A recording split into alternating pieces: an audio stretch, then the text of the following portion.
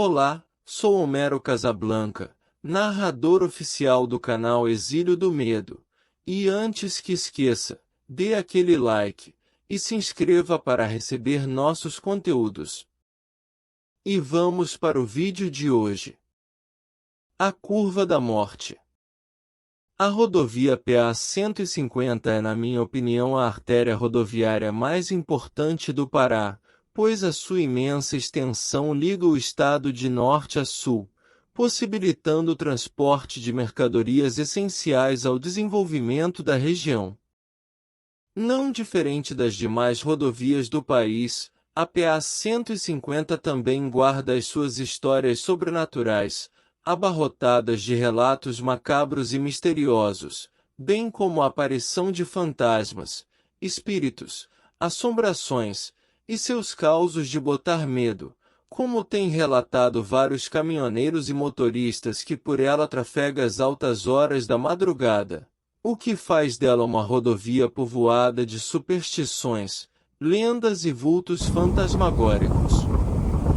Dentre os vários trechos desta rodovia famosa por relatos e acontecimentos sobrenaturais, quero destacar a Curva da Morte, localizada no topo de uma serra, mais precisamente no quilômetro 26 entre os municípios de Nova Ipixuna e Marabá. O local recebeu esse título inglório devido ao grande número de acidentes fatais acumulados ao longo dos anos nesse trecho da rodovia. Muitos motoristas relatam que, ao trafegarem pelo local tarde da noite, avistaram uma mulher vestida de branco pedindo carona na beira da rodovia, porém, quando o caminhoneiro sinaliza para parar, ela simplesmente desaparece. Outros motoristas afirmam que, ao passarem pelo local de madrugada, é comum ver a mesma mulher de branco atravessando a pista. Tal aparecimento fantasmagórico é o responsável direto pelos acidentes e mortes ocorridos naquele local, pois muitos motoristas, ao tentar desviar da referida mulher, acabam jogando o veículo no penhasco à frente. Muitos já perderam a vida ali. Reza a lenda que há muitos anos, mais precisamente no início dos anos 80, uma moça muito bonita chamada Rosa, filha de um proprietário de uma chácara ao lado da PA-150. Rosa era uma moça simples. Possuía uma beleza natural que atraía a atenção masculina. Seus traços delicados embelezavam o seu corpo. Seu rosto lindo possuía um hipnótico olhar misterioso e a boca cujos lábios carnudos e sensuais completavam o seu estilo femme fatale. Rosa tinha 2 pretendentes a esposos. O primeiro se chamava Nero, um caminhoneiro filho de um fazendeiro que, devido possuir várias posses, era o preferido para genro pelos pais de Rosa. O outro era um simples vaqueiro de nome Antônio que trabalhava de sol a sol numa fazenda próxima. Rosa amava Antônio, porém, devido mesmo possuir poucos recursos financeiros, os pais dela não o aceitavam, o que os impediam de se casarem. Certo dia, Nero pediu ao pai de Rosa a mão dela em casamento, o que foi concedido com muito bom gosto pelo patriarca, mesmo sem a vontade dela.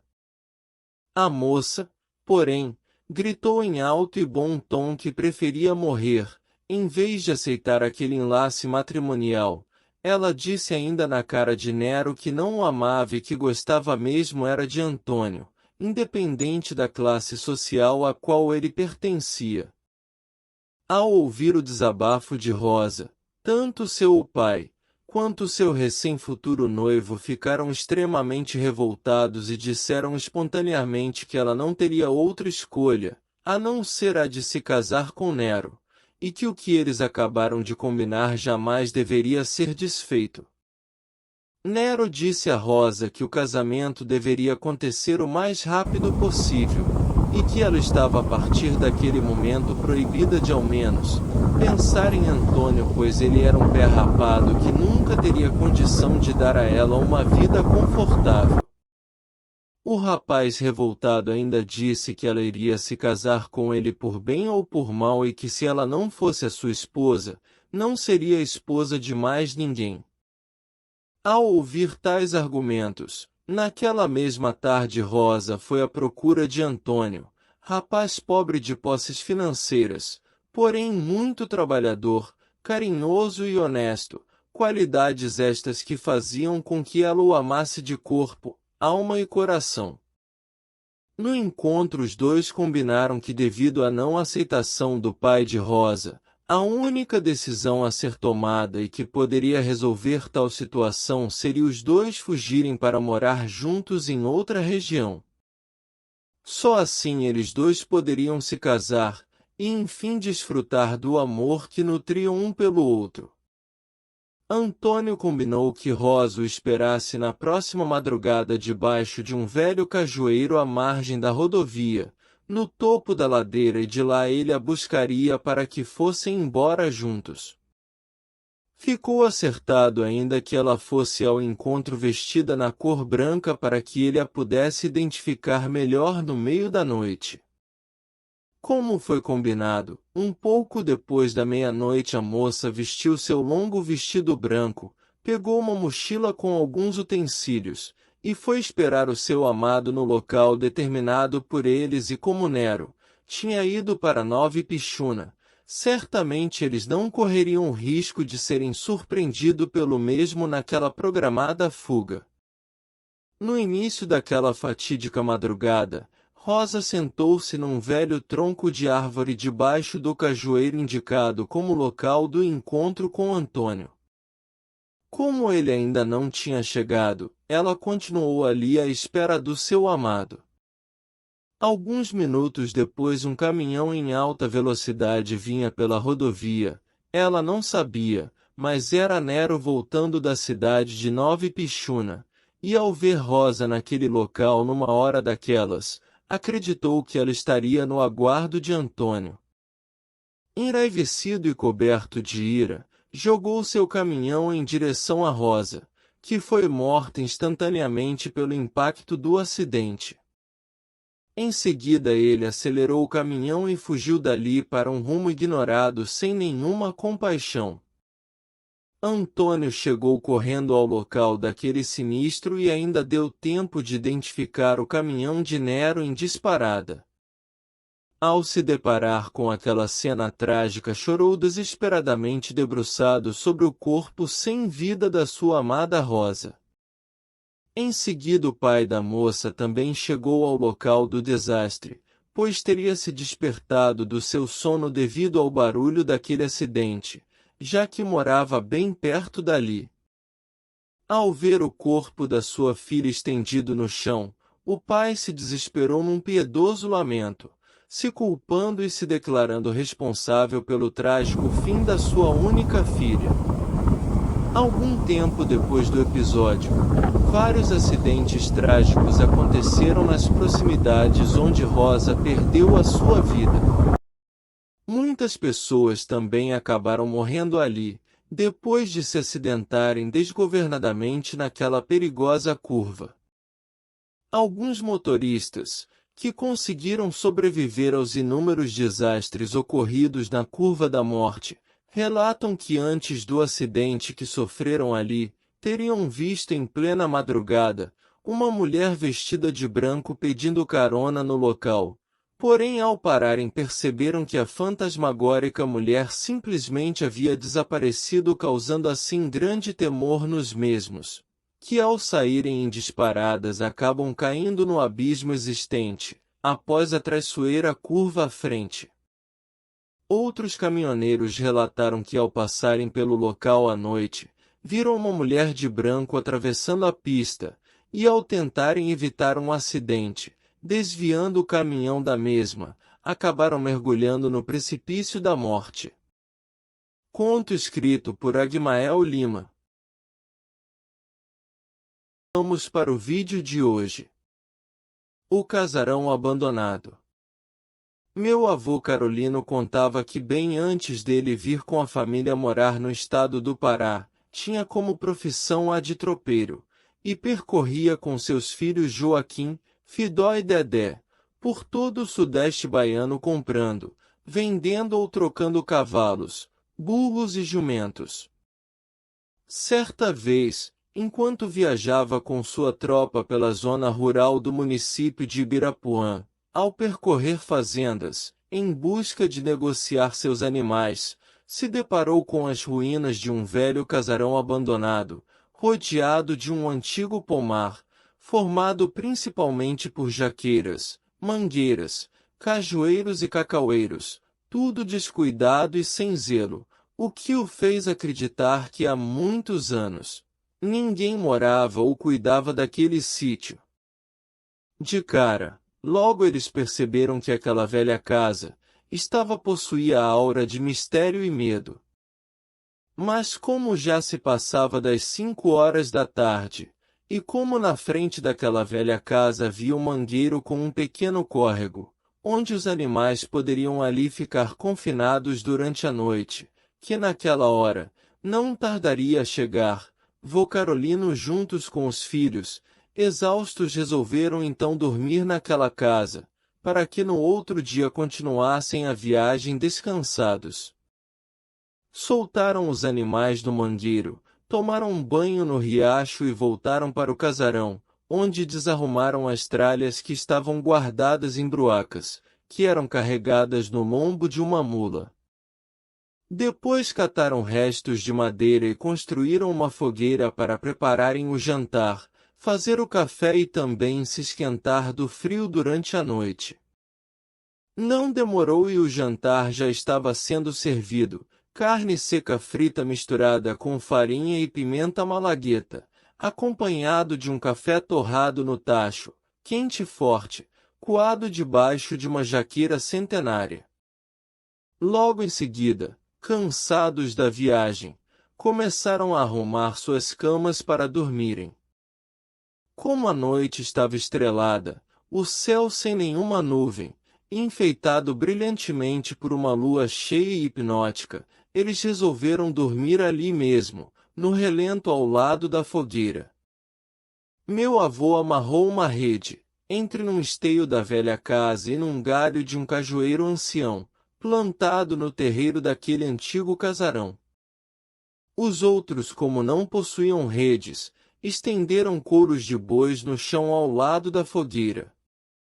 Quando se preparavam para dormir, meu avô sentado na rede, e seus filhos ainda sentados nos couros, eis que da porta da antiga casa abandonada, saiu um gatinho branco, tão alvo que mais parecia um capucho de algodão. O bichano passou no meio deles e subiu em um pé de manga à frente daquela velha casa abandonada. Todos acharam estranho a aparição daquele animal, afinal de contas naquela casa havia indícios de que há décadas não existiam moradores ali habitando. Em seguida aquele gato, como se fosse uma pessoa, começou a balançar aquela mangueira com tamanha força, que as folhas da árvore começaram a cair. A cena era assustadora pois segundo meu avô, um gato jamais teria tanta força, ao ponto de segurar uma árvore daquele tamanho com as mãos e balançá-la, ao ponto de derrubar suas folhas. Todos ficaram assustados. Vô Carolino mergulhou dentro da sua rede, e seus filhos se cobriram amedrontados depois de assistirem àquela cena. Meu avô contava que apesar de amedrontados, seus filhos dormiram, porém, ele não conseguiu, devido sentir uma força semelhante à de mão humana, puxar os punhos da sua rede toda vez que ele começava a cochilar. Ele ainda me contou que a situação piorou quando num determinado momento, escutou um cochicho com voz feminina de natureza cadavérica, bem próximo ao seu ouvido dizendo: "Se você pensa que vou te deixar dormir aqui, você está completamente enganado. Essa casa me pertence e eu não gosto que pessoas venham até aqui." Em seguida aquela voz soltou uma risada tão medonha que fez com que meu avô pulasse rapidamente da rede e deitasse no couro ao lado dos filhos. Ele disse que acordou a todos, e passaram o resto da noite, sentados agarrados um ao outro ao lado da fogueira, ansiosos para que amanhecesse logo o dia, para que em seguida eles fossem embora o mais rápido dali. No outro dia cedinho, arrumaram as traias, arrearam os cavalos, soltou a tropa e saíram dali, o mais depressa possível. Tempos depois, ao chegar na próxima fazenda, soube através do proprietário da mesma, que a casa onde eles passaram a noite pertencera a uma moradora, que depois de se enviuvar e ver seu único filho abandonar sozinha com o seu gato de estimação, havia se suicidado há uns 80 anos, enforcando-se na dita mangueira na qual foi visto o gatinho branco subir. Conto escrito por Agmael Lima.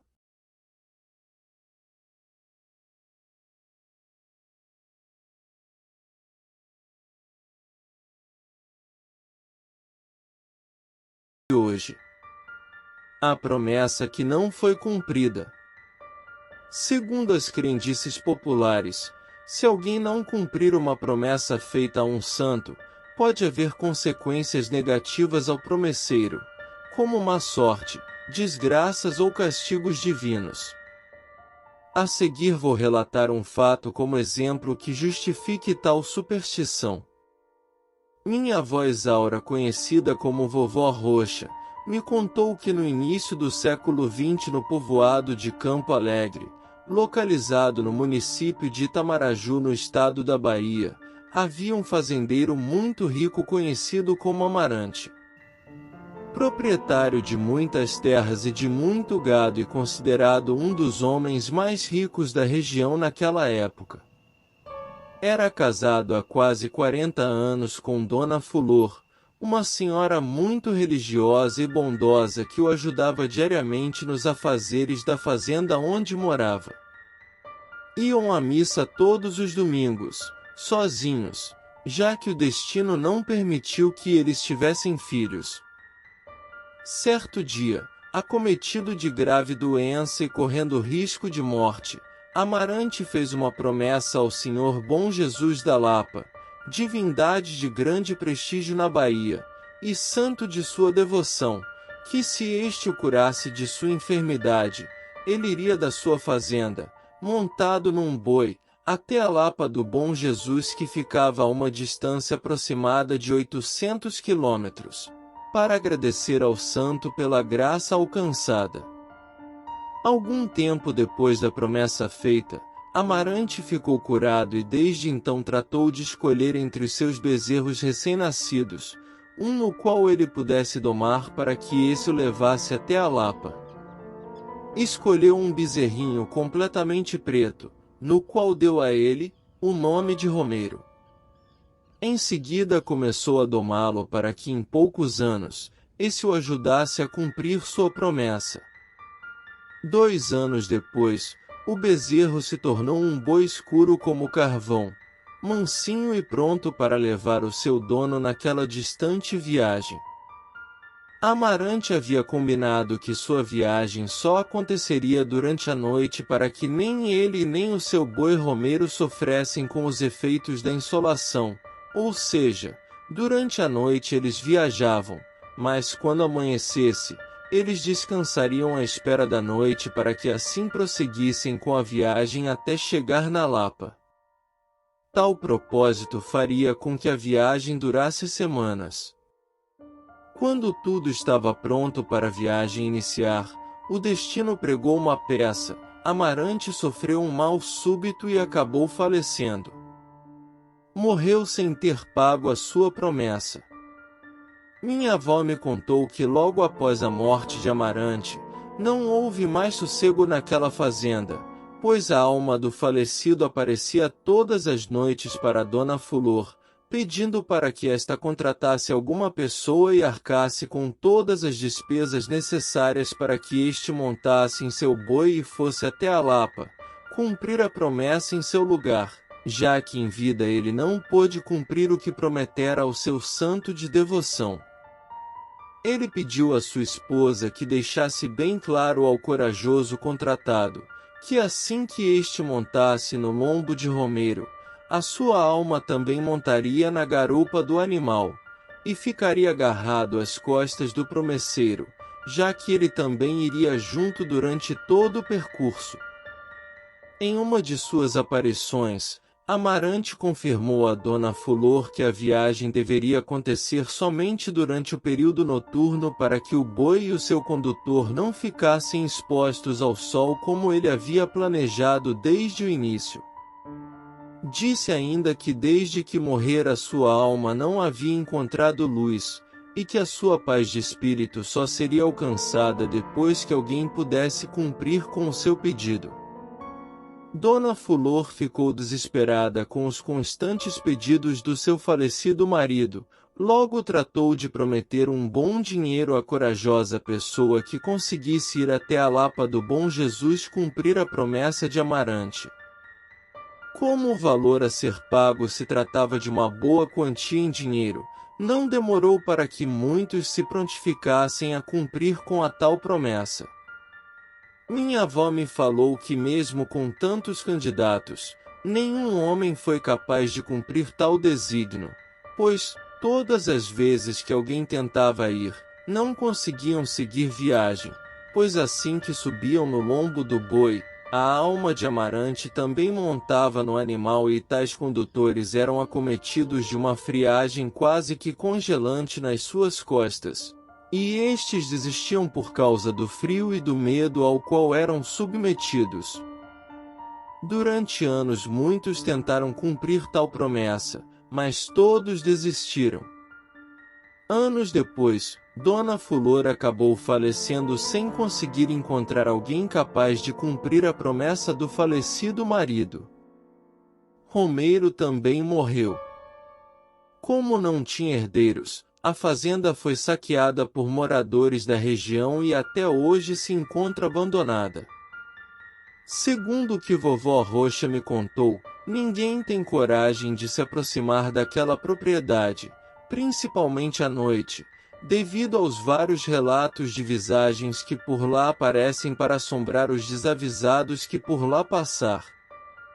Reza a lenda que até nos dias atuais, é comum à noite se ver nas proximidades daquela fazenda abandonada, um casal em pé ao lado de um boi escuro como a noite, pedindo aos viajantes para que os levem até a Lapa do Senhor Bom Jesus. Conto escrito por Agmael Lima.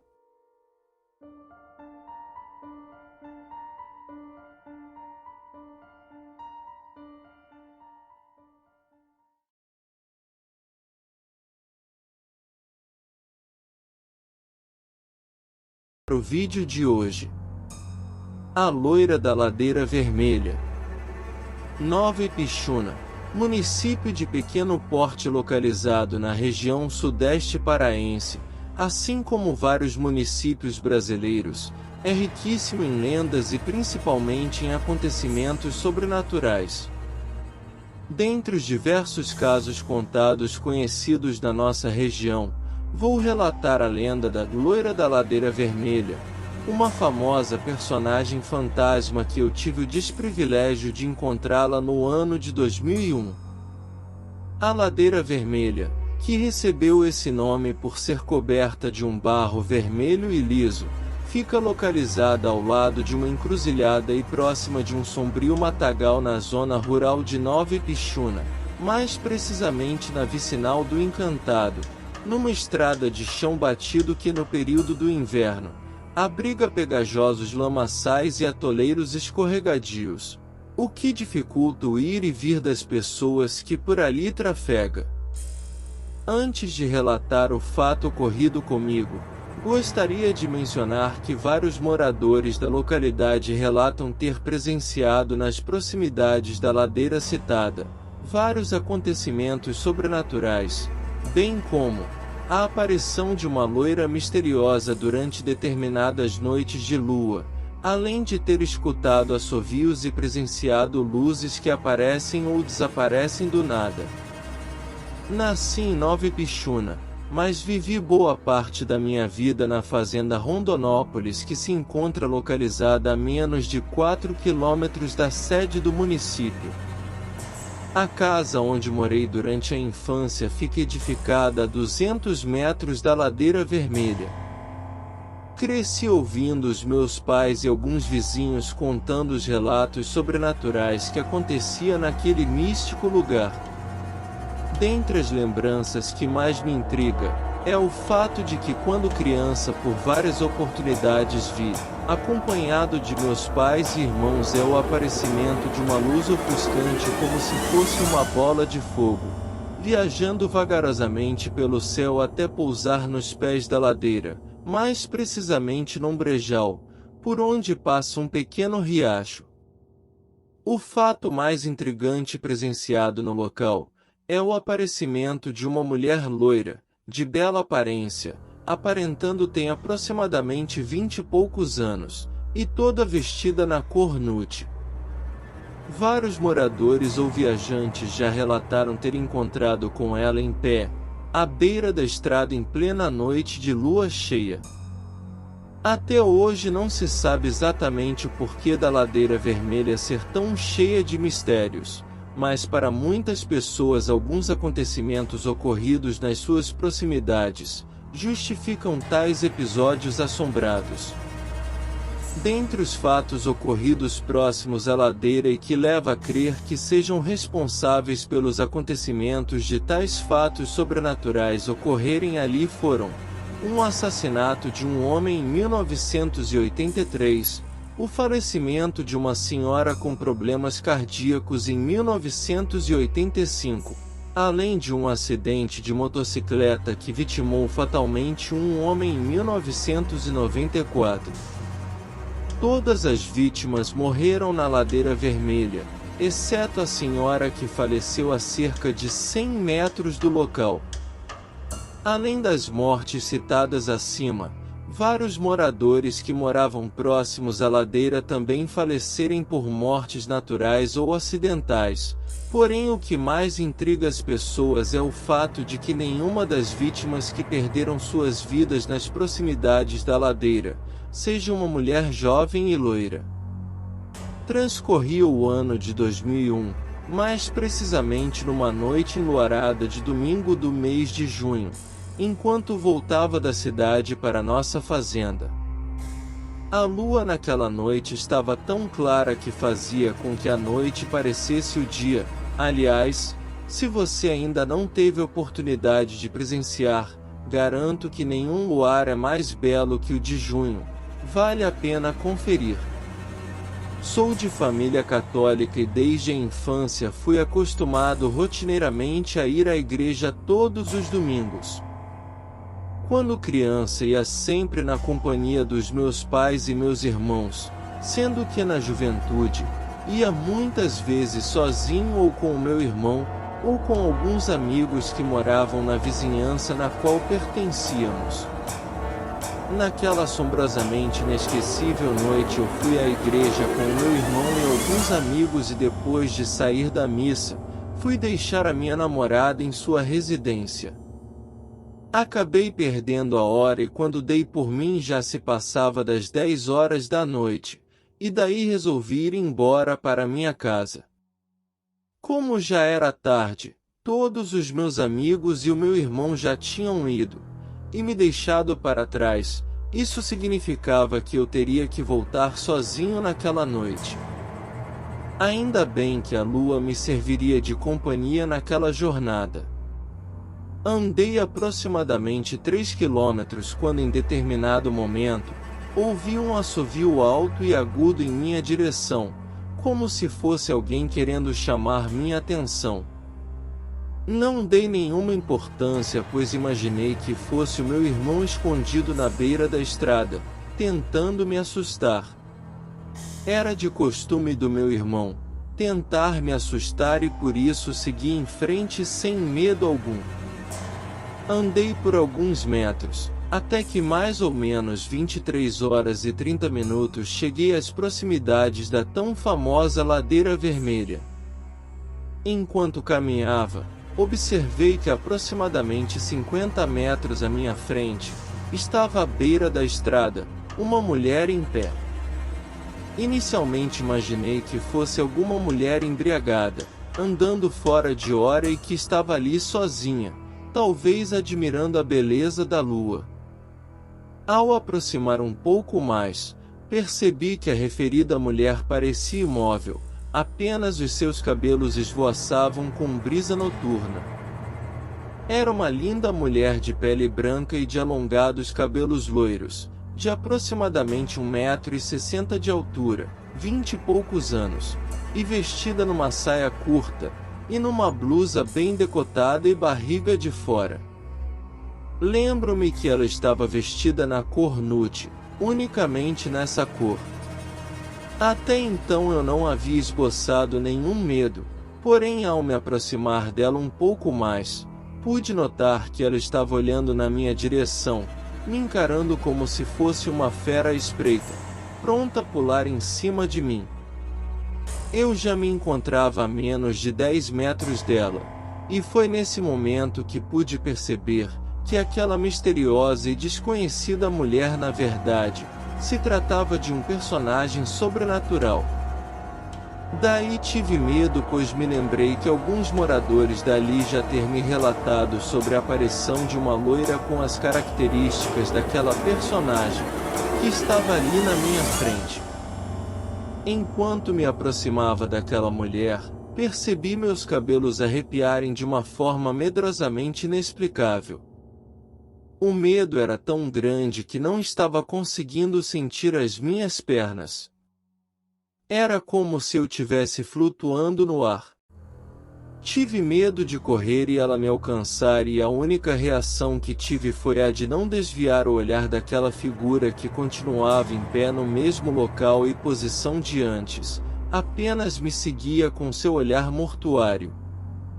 Eu estava numa distância de menos de 2 metros dela, numa situação paralítica no sentido de não ter forças para correr para longe dali.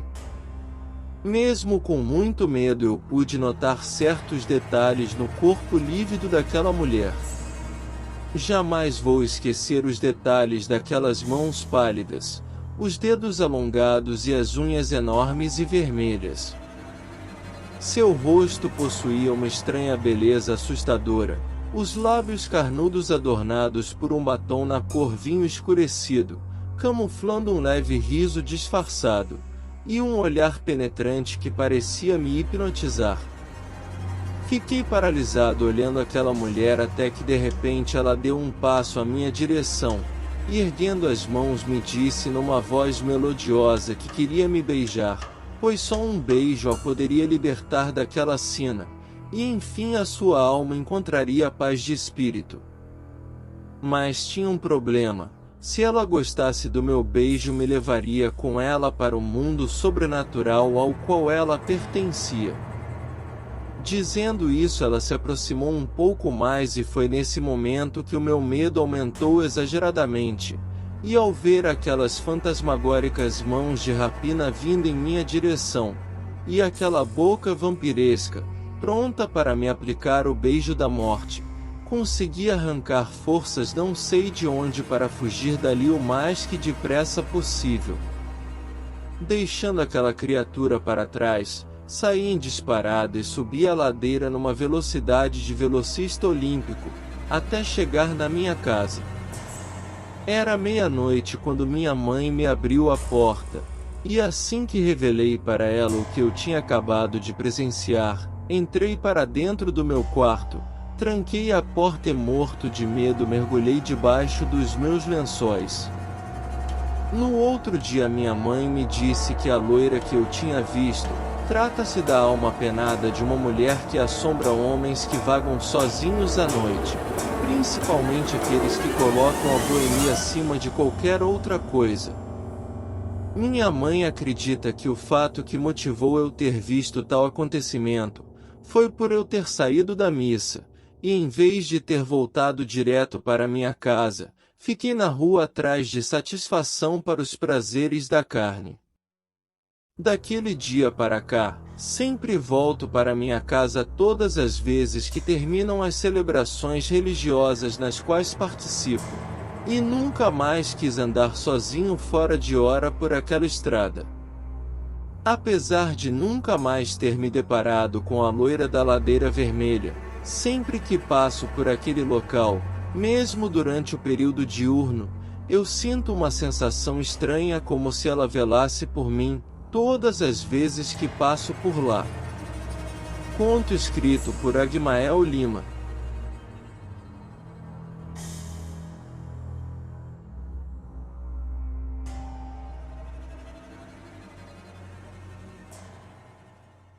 Vídeo de hoje. A mão invisível. Uma aparição póstuma é uma situação misteriosa e emocionante que pode deixar as pessoas boquiabertas. É quando alguém que já morreu, aparentemente retorna ao mundo dos vivos, deixando uma impressão indelével em quem testemunha esse evento. Alguns acreditam que essa pessoa esteja tentando passar uma mensagem importante, enquanto outras acreditam que possa ser uma manifestação espiritual. Independentemente da crença, essas aparições são enigmáticas e cercadas de mistério, e muitos ficam perguntando: será que realmente aconteceu? Será que alguém realmente voltou do além? Essas perguntas fazem com que as pessoas fiquem deslumbradas e emocionadas, ao mesmo tempo em que questionam o que realmente sabemos sobre a vida e a morte. No entanto, ainda não há consenso entre a comunidade científica sobre a verdadeira natureza dessas aparições. A seguir, descreverei um relato sobrenatural vivenciado por um amigo meu. Ademilson Filomeno me contou que no início dos idos e já distantes anos 90, tempo esse em que ele vivia na zona rural na companhia dos seus pais, num tempo em que para ele, a vida era simples e próxima à natureza, num ofício direto em cuidar da terra e dos animais. Ele me contou que certa vez, ao chegar de uma viagem, sua mãe trouxe a fatídica notícia do falecimento de um amigo muito estimado da sua família. Tal acontecimento deixou Ademilson muito abalado, pois considerava o falecido uma pessoa muito querida.